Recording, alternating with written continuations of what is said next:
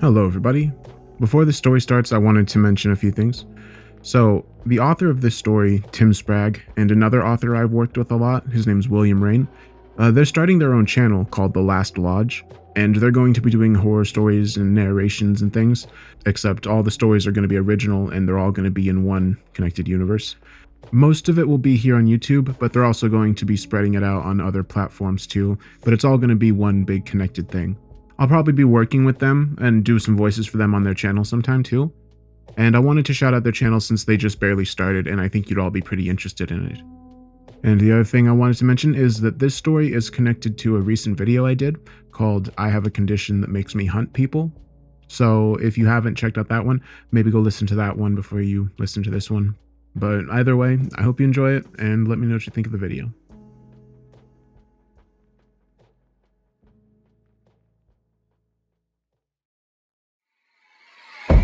I'm jerked out of sleep by a loud bang.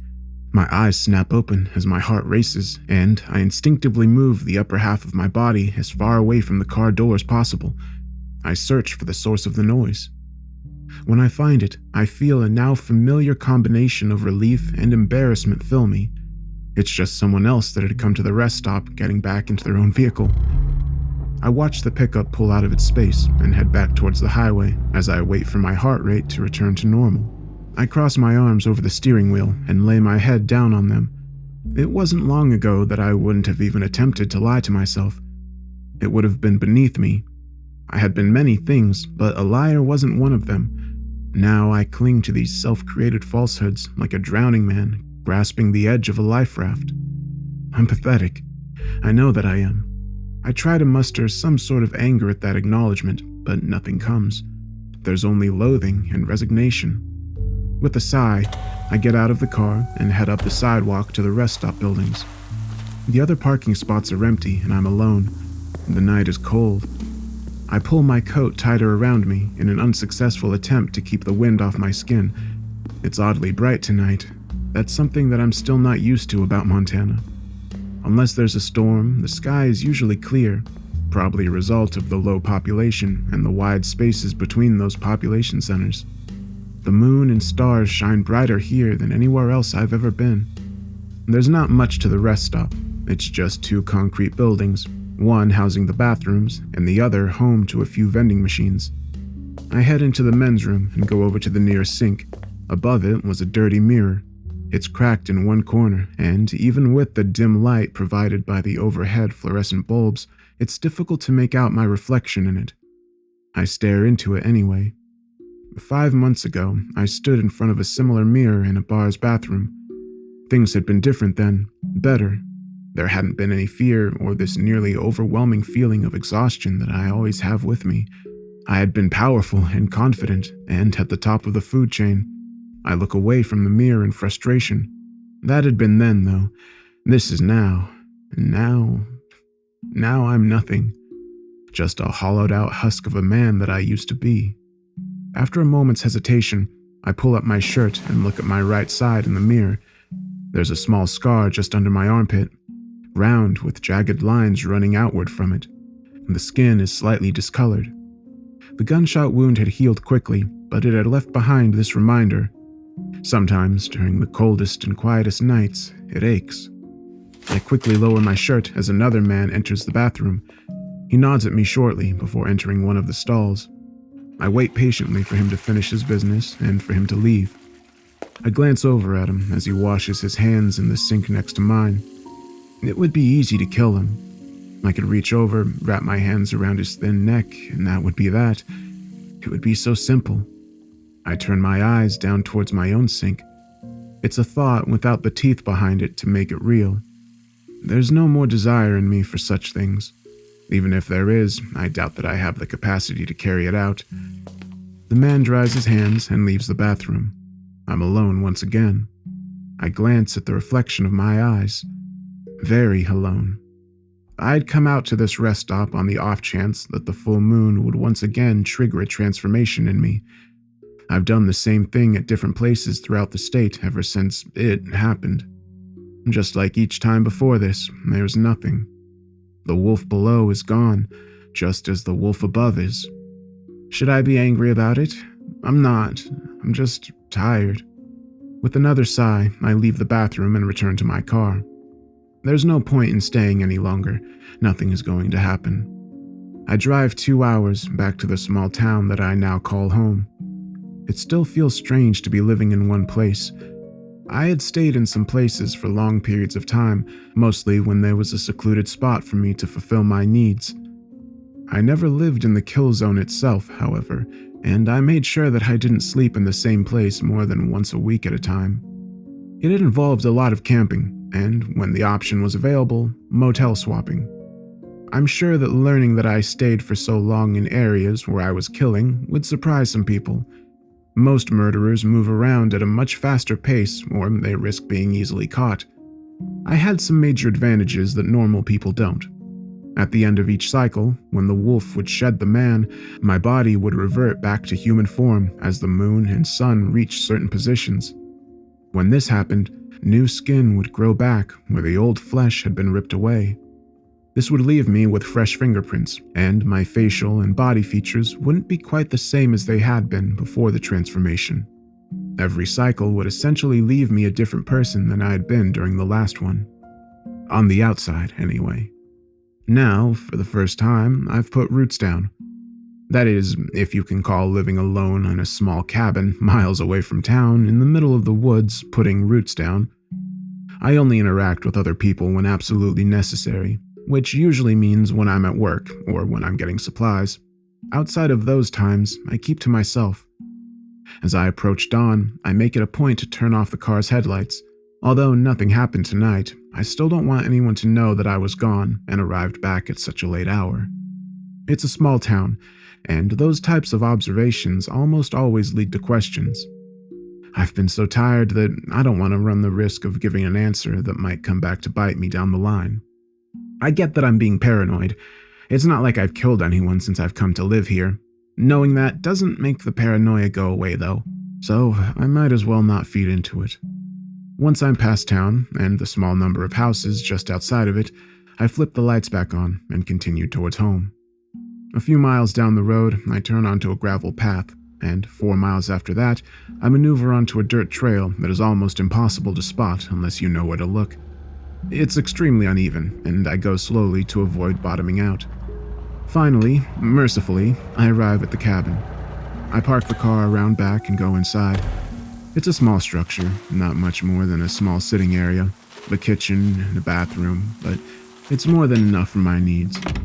I toss the keys onto the counter and stretch out a few kinks in my back. I pause. I have this odd feeling that something isn't quite right. Nothing seems to be out of place. Still, there's this sensation that something is off. I shake my head slowly. It must be the same nearly disabling fear that's become a part of my life making itself known once again. It makes me sick, physically sick, to be so pathetic. There's a noise from outside. There's no way that I imagined it. It was too low and clear for that. There's no doubt in my mind that something just stepped onto the frozen grass on the other side of the east wall. Not sure what else to do, I rush into the kitchen and open the drawer next to the refrigerator. Inside is a small handgun. As a rule, I hate guns. When I was still killing, it felt too impersonal to use one. And now, I detest that I have to rely on such a crutch to keep myself safe. I take it out of the drawer and check to make sure that it's loaded and that the safety is off. I shudder. At first, I think it's because of the fear that's starting to grip me, but I quickly realize that it's because the temperature in the cabin has dropped dramatically. Just moments ago, it had been nearly 70 degrees. Now, it feels like it was approaching half that. The nearby window is fogging up and frost is stretching out from the bottom. There are more footsteps outside. They're slowly making their way around the cabin towards the front door. The windows at the side of the house are already completely frosted over, but I clearly see a dark shape move past the one behind the couch. My eyes grow wide in surprise. Whatever it is, it's huge. Its body blocks out all the feeble light coming in through the window for a moment before it reaches the other side. The footsteps continue around the corner before coming to a stop on the other side of the door. Everything falls silent. The only sound is the beating of my own heart in my ears. I start to notice the smell. No, smell isn't the right word. Stench is more accurate. It's the copper-like scent of blood combined with the unmistakable reek of rotting flesh. It's so thick that it's almost like it's pressing up against me. There's a new sound. It takes me a moment to identify it. Whatever is outside is breathing heavily. The sound is coming from the very top of the doorframe as the mystery visitor looms over it. I'm being hunted. I've been the hunter long enough in my life to recognize the situation I'm in. The thing outside that door is coming for me, and once it's inside, it's going to kill me. I can feel my body shaking. It's just like what happened back in Broken Bend. There's something that I can't possibly hope to defend myself against coming for me, and I'm completely powerless to stop it.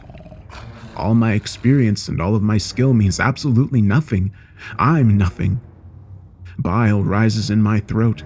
My own weakness has me on the verge of vomiting. It's so goddamn pathetic. I'm so pathetic. It will almost be a relief when this creature breaks down the door and kills me. At least that way, I won't have to continue to drown in this sea of self-loathing and mental frailty. After months of being nothing, I'll finally be put out of my misery. If I wasn't so weak, I'd march over to the door and open it myself. The presence suddenly moves away from the door. I hear the grass crunching under its feet as it hurries away from the cabin. I stand in the kitchen, confused, with the gun still clenched tightly in my hand, and it takes me a few minutes, but I finally build up the courage to go over to the door and open it. There's nothing there except the faintest hint of the creature's stench. No, that's not quite right. I take my cell phone out of my pocket and turn on the flashlight. In the frozen grass is a series of long, narrow footprints, each of which ends in thin claws. The trail leads back into the woods. I close the cabin door and lean up against it. Whatever just happened is over now. I don't know if that's a good or bad thing. I glance down at my phone. It's less than an hour before I would normally be waking up to get ready for work. There's no point in trying to get some sleep at this point, and I doubt that I'll be able to even if I try. I just sit in a chair, staring off into the distance until it's time to leave. Ram's Head, Montana isn't really much of a town. It's in the middle of nowhere, even for Montana, and it's home to a fairly small population. Almost everyone that lives there either runs one of the dozen or so businesses in the downtown area, or works for the logging company that's set up shop in the western woods. My job is with the small maintenance crew that the town employs to keep things up and running. Line maintenance, road work, plumbing services, and that sort of thing. I pull my car into the parking spot in front of the mayor's office. Ram's Head is small enough that it doesn't really need separate buildings for each department, so all of the town government departments are housed in the same place. I nod at the woman behind the reception desk as I pass her. I don't think that I've ever actually learned her name, and if I have, I've forgotten. I go to the stairs at the back of the room and go down to the basement level. This is where both the maintenance office and the record storage are located. Ignoring the records room, I open the door to the maintenance office and go inside. A man named Tom is seated at the single desk, finishing a small stack of paperwork. There are a total of 3 maintenance employees for the town: Tom, myself, and a woman named Brandy. Tom is the night shift, I'm the day shift, and Brandy is a floater that handles both our days off and when either of us needs a second set of hands for a project. If we're unable to take care of an issue that comes up, we run it up the flagpole and the mayor requests assistance from the county. This means that the majority of the time I'm alone. That's very much how I prefer it. Tom and I chat for a while as he finishes the form that he's working on. He informs me that not much happened overnight, with the exception of a burst pipe behind the thrift shop a few doors down. Nothing that he can't handle on his own. Todd is older than me, and he's lived his entire life in Ram's Head. As he's telling me about the repair job, I mull something over in my head. I've come to a decision by the time he's done talking. Keeping things as vague as possible, I tell him about the events of earlier that morning in hopes that he can provide some insight about what it was that was outside my cabin. I change the story to make it seem like I heard it from someone else instead of having experienced it myself. The last thing that I need to do is have people thinking that I've gone crazy, or worse, start asking some questions of their own. After I finish with the story, Tom looks at me silently for a moment before getting up from the desk and motioning for me to follow him. He leaves the office and goes over to the records room door. Fishing a key out of his pocket, he unlocks it and leads the way inside. As he begins to dig through the stacks of boxes, he tells me that what my friend had told me about was the same thing that Ram's Head residents have been reporting since the early days of the town. There have been dozens of different encounters with a strange and supposedly dangerous creature over the years. Many of those encounters have been reported to the local authorities, and some have even led to homicide investigations. Those reports have never led to anything substantial, and they are kept in a box in this very records room. Locating the brown and white box he's looking for, he nods to himself and hands it to me. I take it from him curiously and turn it around so that I can see the name written on the label. Wendigo. I raise an eyebrow as I look back up at Tom. I can vaguely recall the legend, something about a person who eats another person, turning into a hideous monster. He assures me that he is not kidding. While he's never seen the monster himself, his parents had been convinced that the Wendigo was real and that they had seen it the year that he had been born.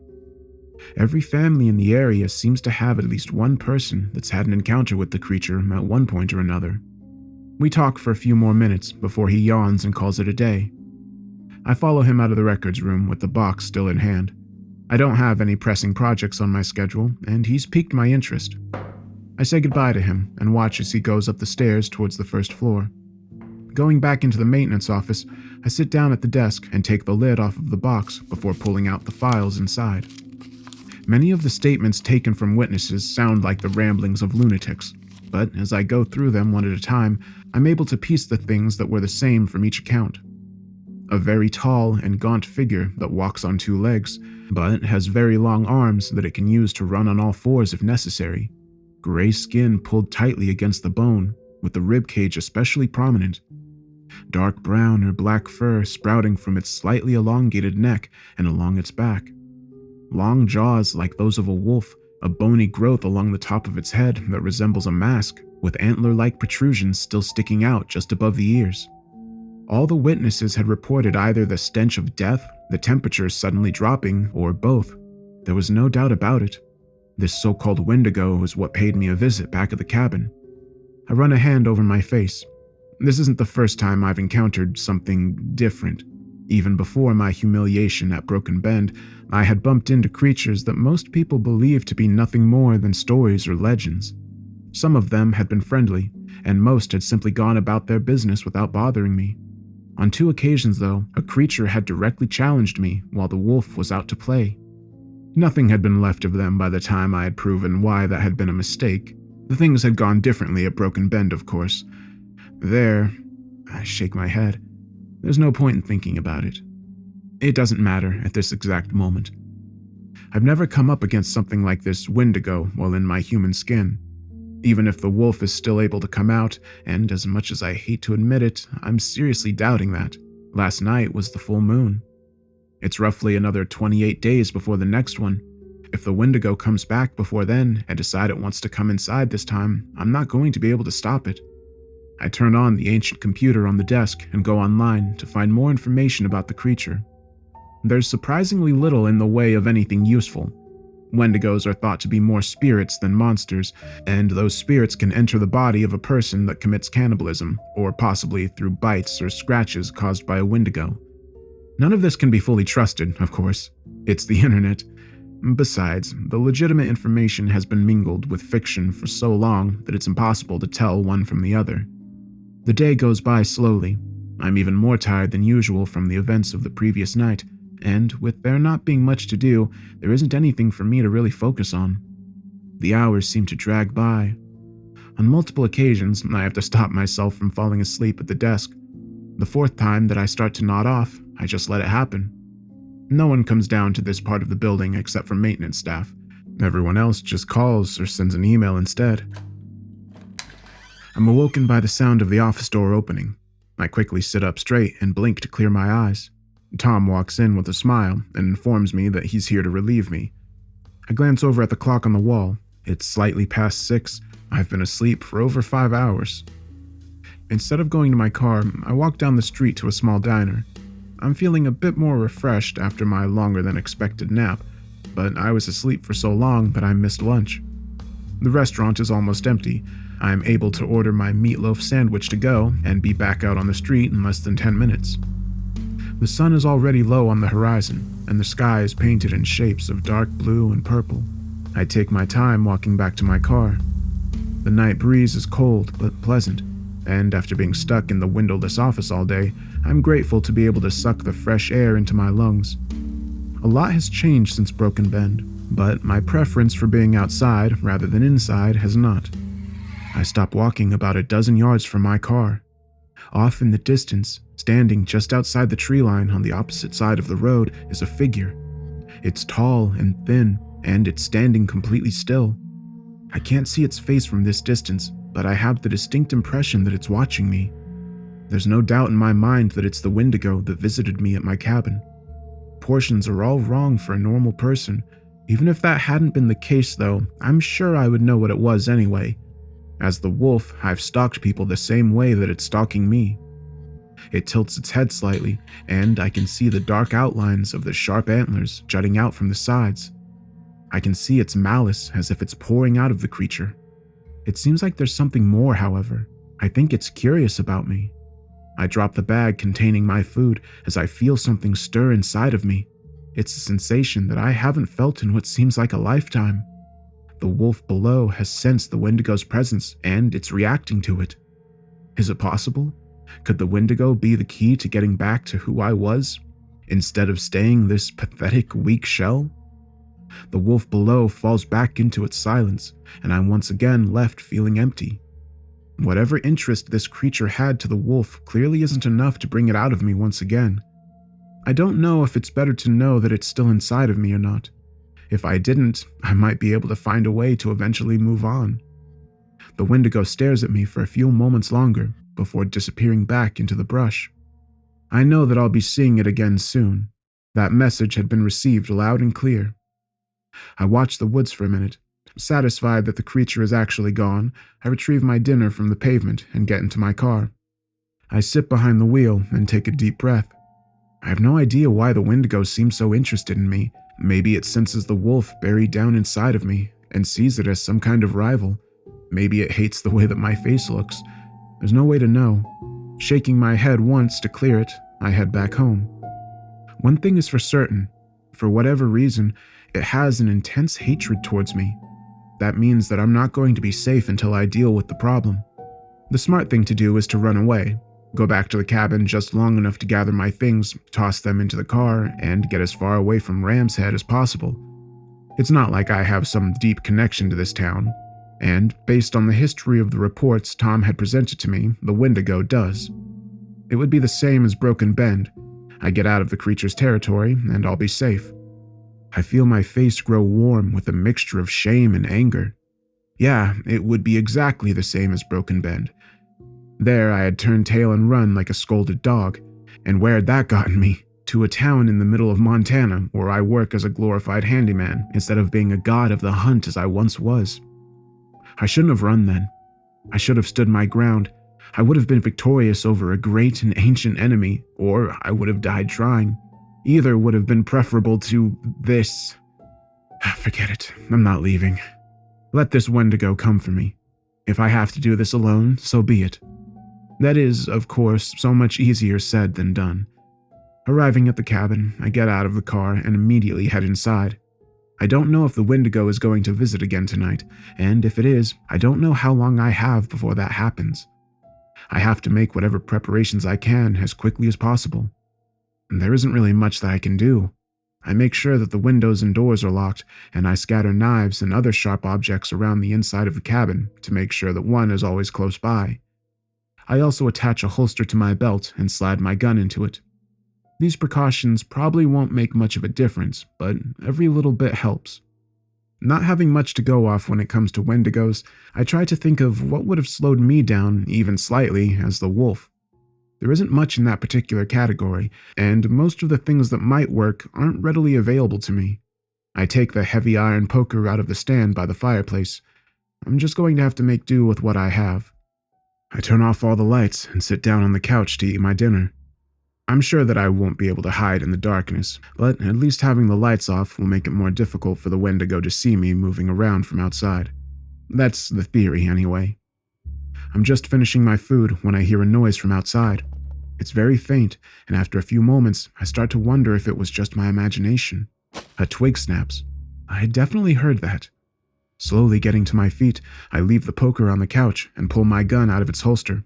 As I do so, I notice that I can see my breath in the air. The temperature in the cabin is rapidly dropping. It's here. It's not coming around the side of the cabin this time. I can hear its footsteps coming straight towards the front door. An idea comes to mind. I hurry over to the wall opposite the door and open the window. It's not large enough for the Wendigo to fit through, but I can use it as a sort of emergency exit if necessary. The footsteps stop at the door, and there's a long moment of silence. I point the gun towards the entrance and wait. The quiet is broken by the sound of wood breaking and splintering. The creature is scraping its long claws against the door. It's either testing the strength of the door or it's toying with me. I know that it's going to eventually come through the doorway, and when it does, that's going to be my best chance to hurt it. As it's stepping inside, I'll do as much damage as I can with the gun, and there's a small chance that I can kill it before it makes it all the way inside. I doubt it, though. The best I can realistically hope for is to hurt it enough to slow it down, or best case scenario, scare it away. I hear the heavy breathing on the other side of the door and remember the look it gave me back in town. This isn't the kind of beast that can be scared off by something like a gun. The door shakes on its hinges as something heavy impacts it from outside. Looks like the Wendigo is ready to get serious. The second strike breaks the lock on the door and it swings open into the entryway. Standing outside in the night, shadows covering much of its body, is the Wendigo. I'm frozen in place for a pair of heartbeats. I saw it from a distance earlier, and I read the reports describing it, but I'm still not prepared for what I'm seeing. It's like I'm staring at an artist's interpretation of a demon come to life. Steam is billowing out of its bone-covered, snout-like mouth and nose. The eyes are far back in the sockets, making them look like black orbs. Antlers extend about 3 feet out from the sides of its head, the branches twisting and ending in points resembling thick snakes. It opens its mouth, revealing large canines and razor-sharp teeth around them. They are the same reddish-brown color as the bones covering the face, and they're longer than any others I've ever seen. It's the face of a living nightmare. As it bends over and begins to enter the cabin, I snap out of my momentary paralysis and begin to fire the gun. I keep pulling the trigger over and over again until the weapon clicks empty. I'm certain that every shot struck the Wendigo, but it didn't even seem to notice. I drop the gun and pick up the poker. The metal has grown cold as the temperature has dropped, and it quickly becomes painful to hold. I ignore that pain and grip it with both hands. The Wendigo is fully inside now, having maneuvered its skeleton-like body through the doorway. It doesn't seem to be able to stand fully upright due to a carve in its spine, but it's still well over 8 feet tall. It advances towards me with a sound that combines the deep rumble of a dog's growl with the cackle of a hyena. It reaches out one of its cadaverous arms towards me, and I swing at it with the poker.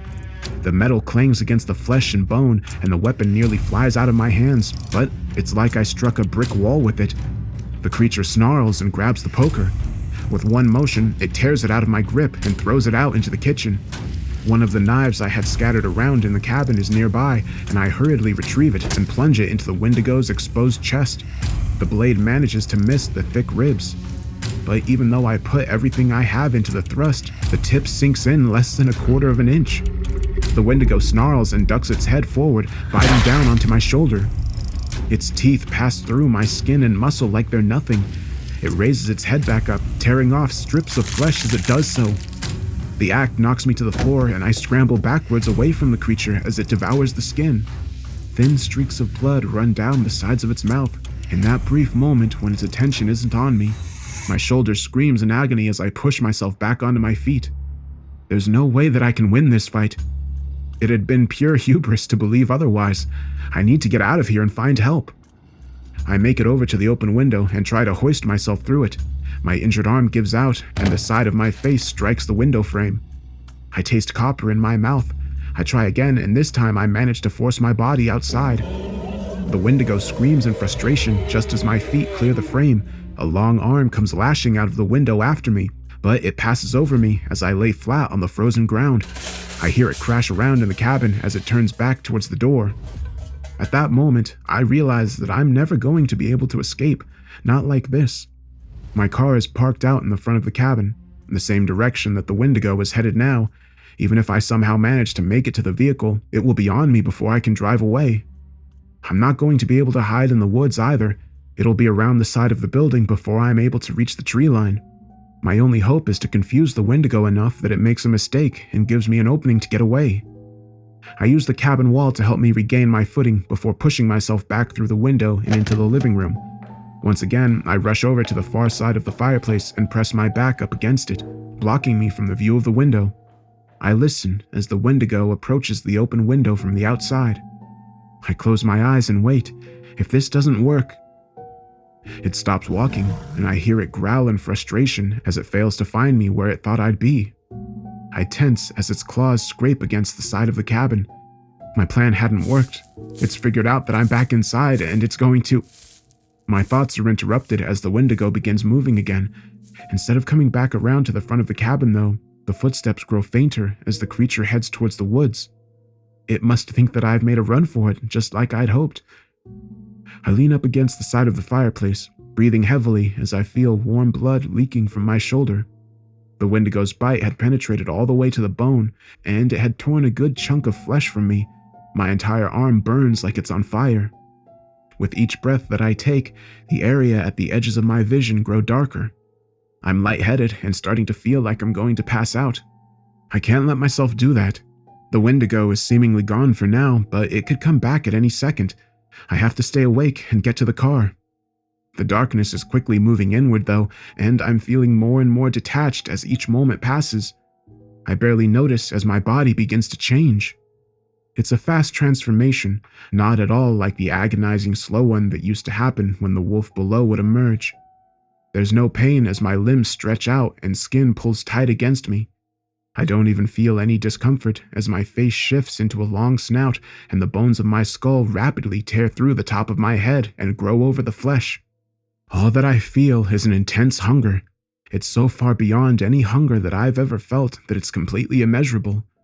The desire to consume overwhelms everything else. It's all that matters. The bite. Did I read earlier that day that some of the Wendigo legends said that the curse or spirit or whatever can be passed on to another person through a bite or scratch? The hunger pains push all other thoughts from my mind. I barely even register that the antlers have finished growing or that I'm starting to get to my feet. I have to feed. I have to fill this infinite void of hunger inside of me. Suddenly, the hunger is gone. For a fraction of a second, barely long enough to realize that it's happening, the Wendigo and I are one. I see through its eyes as it takes a step through the doorway leading outside, and I hear the whispers of the entity that has infected me as it drives my body forward. There's a loud whooshing noise in my ears as everything goes black. I'm falling through an empty space with no light. I keep going down and down into the pit. It lasts for so long that I begin to wonder if I'd be falling for eternity. Now I'm at the bottom. There was no transition from the fall to being here. I didn't hit the bottom of the pit or slow down to a stop.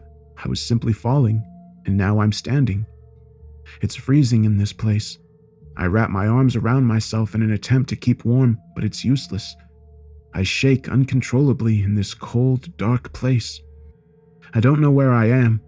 Maybe I'm somewhere deep inside my own mind, or maybe I've been brought into the Wendigo spirit. Does it even matter?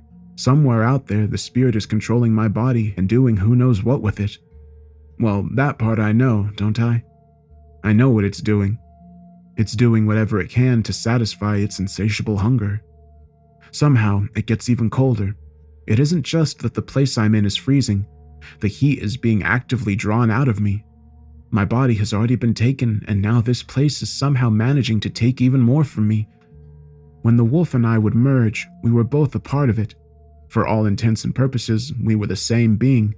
The Wendigo has invaded me and locked me away. The wolf and I were symbiotic. This creature is a parasite. I grip my teeth as rage begins to build inside of me. The Wendigo spirit comes into my body uninvited and uses me like some kind of living marionette, all while continuing to leech away at what's left of me. It had targeted me with the express purpose of taking away everything from me and locking me in this Arctic prison while it did so. It hadn't counted on something, though. I'm never alone. "I know you're out there," I call into the darkness, my voice sounding oddly flat as it finds nothing to echo off of. There's no response. I hadn't really expected there to be. "You know what this thing is doing to me," I continued. "Doing to us. Are we just going to let this happen?" More silence. "You are. You actually are. You're just going to sit back and let this thing bleed us dry until there's nothing left of us?" There's still no reply, but I sense that something in the darkness has shifted. "This is about what happened in Broken Bend, isn't it? You know, I was embarrassed by what happened to us there. Humiliated even. For the first time ever, we come across something bigger and badder than we are, and we run away like a couple of cowards? It was humiliating. Well, I guess it was worse for you, though, because apparently you bent over and let that thing neuter you." There's a harsh snarl somewhere in the distance. "Oh, that got your attention, didn't it? Truth hurts, doesn't it?" A deep guttural growl becomes audible from somewhere to my left. I turn towards it, ignoring the cold as the temperature once again noticeably drops. "We were glorious together," I say as I keep pushing. "The perfect killing machine. How many people did we kill? Hundreds? Thousands? It got to the point where I just stopped keeping track. Then we have one bad day, we get our noses bloodied a little by something we never have expected, and you turn into a goddamn coward." The wolf roars, its voice filled with rage. 2 pinpricks of red light appear in the darkness as its eyes lock onto me. The lights grow closer as it advances. I recognize that look. I have seen it so many times in the mirror. Its murderous intent. "Where's all this been since Broken Bend?" I demand, feeling my own anger growing. "Where have you been? Because here's the truth, I didn't give up on us, you did." The wolf stops moving and its eyes grow wider. It's like I reached out and slapped it. "Yeah, you heard me. This is on you, not me. Do you have any idea what I've done for you all these years? I've killed and I've killed and I've killed for you. All to keep you satisfied and strong until you decide to put in an appearance once every damn month. And I did it with a smile on my face because you and I have always been in this together. Then you abandoned me." The beast remains still. I start to pace as my blood boils. Sweat is dripping from my face despite the cold. "You know what? Fine. I don't need you. I don't need anyone but myself. You stay down here and keep cowering in the dark." I stop pacing and look directly forward. "And you," I say as a smile stretches across my face. "I see you." I reach out with both hands and wrap my fingers around the throat of the entity standing in front of me. I'm not sure when I noticed the black figure in the darkness, or if I've seen it the entire time and just hadn't realized it. Whatever the case, I know that what I'm strangling is the spirit that's infested my body. It has a physical form in whatever place this is, just like both the wolf and I do. The spirit struggles against my grip, but it's weak, and I'm determined not to let go. In some part of my mind, I realize that this fight is, in reality, some sort of mental struggle against the Wendigo's influence, but it seems real, and I lean into it. This feeling is incredible. It's been months since I've been able to take joy in something like this, and a kill has never been as personal as this one. I'm laughing. I'm trapped in a seamlessly endless pit of darkness, and I'm actually laughing. It feels so damn good. "You tried to take everything from me," I whisper as the spirit slowly stops struggling. "Now I'm going to take everything that you have from myself." That rushing noise fills my ears again, and a moment later, I'm back inside the cabin. All the colors seem dull, and for some reason, my perspective feels off. I lift my arms and find that they are thin and long, and the skin is pulled tight against the bone and is the color of ash. A sense of elation fills me. I've taken control of the Wendigo inside of me. It takes a moment to realize that I'm not overtaken by the Wendigo's hunger. The overwhelming need to consume must have died with the spirit. There's something else. It's not something I feel so much as I know. It's like an instinct. I'm certain that I can change back at any time that I wish. I close my eyes, and with one painful lurch, my body compresses and reverts into its human form. It's hard to describe, but it's like allowing a muscle to relax. Tense the muscle, and the Wendigo emerges again. I'm no longer alone. I look up and find that the Wendigo that had attacked me is standing in the doorway. It's staring at me, its jaws open slightly, and a rumbling noise coming from the back of its throat. I grin up at it as I point at my now healed shoulder. "Why don't we try this one more time?" I suggest before allowing the Wendigo inside to emerge once again. I don't wait for an answer. Instead, I charge straight ahead and crash into it, pushing us both out into the night. I wrapped my long arms around it and lifted off of its feet. Even when the wolf came out, I hadn't been nearly this strong physically. I throw the Wendigo into a nearby tree as if it weighs nothing. There's a loud crack as the trunk breaks in half, sending the top of the pine crashing down onto the creature. This is amazing. The Wendigo tosses the debris aside and gets back to its feet. It doesn't seem to be hurt in the slightest. Apparently our bodies are extremely durable as well. Good to know. I quickly figure out the downside to this form as compared to the wolf. While I'm stronger now, I'm slower and less agile. I'm not able to cross the distance between me and the other Wendigo before it's ready for me. It lunges forward and slams me down onto the hard ground before stomping down onto my neck. I manage to scramble out of the way before it can do the same thing again, but the damage has already been done. It clearly knows how to use its strength and size better than I do. I came into this fight too cocky. I immediately realize that I'm at a different disadvantage as well.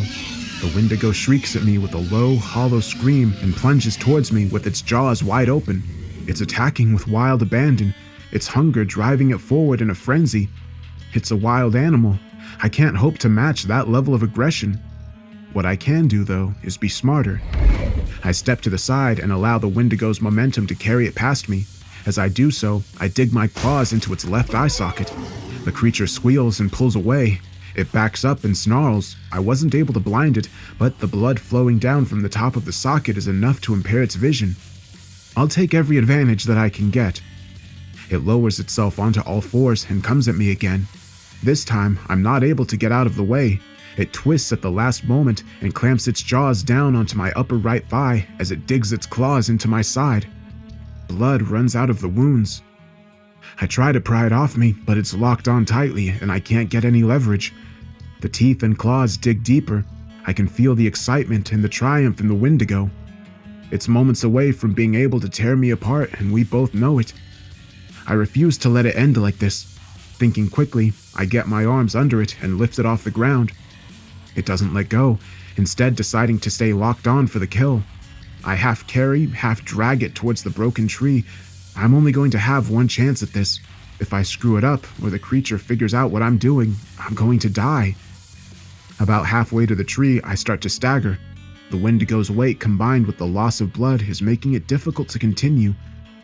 I shake my head to clear it and keep going. Stopping now isn't an option. I reach the broken stump. The Wendigo suddenly realizes what's happening and releases its grip on me in an attempt to get away. It's too late. With one last painful effort, I lift it over my head and bring it down as hard as I can on the sharp, jagged stump. The wood drives into its side, and several pieces of the tree break through the other side of its body. The wounds are fatal. The Wendigo is twitching weakly, and it seems like it's losing control over its extremities. In less than a minute, it will succumb to its wounds. I'm not going to let that happen. I owe this beast. It's given me a great gift, and the least that I can do is grant it a quick death. Bending over, I bite down into its neck and pull back hard. There's a moment of resistance before skin, muscle, and bone tear. The Wendigo's head rips free from its body, and it falls still. I throw my own head back and roar. This kill is different from the others. It wasn't some random person. This was a creature built for slaughter, an unnatural hunter that had killed and eaten prey for a long, long time. I had won a life and death battle against it. I'm filled with elation and new purpose. I want more. No more wasting time spilling the blood of people that can barely defend themselves. I need more of this. The thrill of proving superiority over another predator. That's the only thing that will satisfy these new cravings I'm having. I chuckle, the noise sounding unnatural as it comes out of my fang-lined jaws. Maybe I haven't fully escaped the initial hunger of the Wendigo spirit after all. Maybe my hunger is just of a different type. Closing my eyes, I ignore the stab of pain as I change into my human form. My wounds are already healing, and the bleeding is stopped. I'm going to take the remainder of the night to rest, and in the morning I'll start making plans. I only know one place to go to find another predator worth my time. I need to go back to Broken Bend. This time, though, things will be different. I won't be blinded by primal urges, and I won't be taken by surprise by what's there. I'll do my research, learn everything there is to know about the town and the mysterious inhabitant that controls it. And then, and only then, I'll begin the hunt.